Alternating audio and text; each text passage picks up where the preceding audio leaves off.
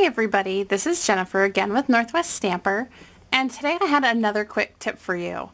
This is the card swap you may have seen on my blog that I took with me to the Stampin' Up! Convention this year, and it uses the new Kinda Eclectic stamp set, which I've been having just too much fun with. I will say it's one that you see, it's way more fun when you start using it, just saying.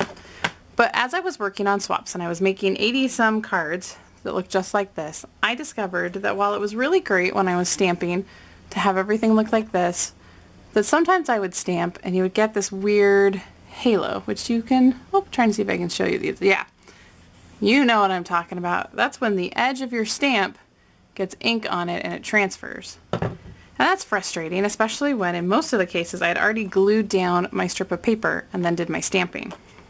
Guess that was a little silly on my part, you might say. But as I went along, I discovered something interesting, and I figured I would show you on here. Now, most of us take our stamps, and we open our ink pads, I should say, and we open it up, and you take your stamp, and you go, you tap it on here. Now you may turn it over, do the same thing. And in some cases when you do that, you're going to get ink around the edges, especially if you're being really aggressive, you push really hard, you can see that it kind of has ink all along here. Now, here comes the fun part. When you go to actually do your stamping, if you go and you press this down and then you start pushing, and see how I'm pushing on the edge here? If I push on that edge, a lot of times you're going to get that ring. Not what we're going for. Now, here's what you do instead. Take your piece, take your stamp. You can even ink it up the same way. It's actually okay that you have ink on the edge. I don't know what the magic is of these new firm foam pads, the ones that are shiny, smooth, kind of sponge-like.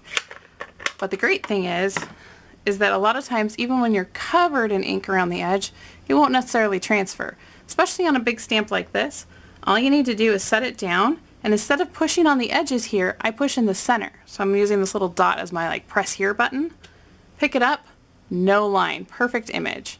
And as I was going through and doing my swaps, I found that that happened almost pretty much every single time. So there's my quick tip for you. When you're pressing down on your stamps, especially large stamps, don't press on the edges. Press as much as you can in the center and give that even pressure. So I hope this helped you out, and I'll be back with more quick tips for you soon. Thanks so much. Have a great day.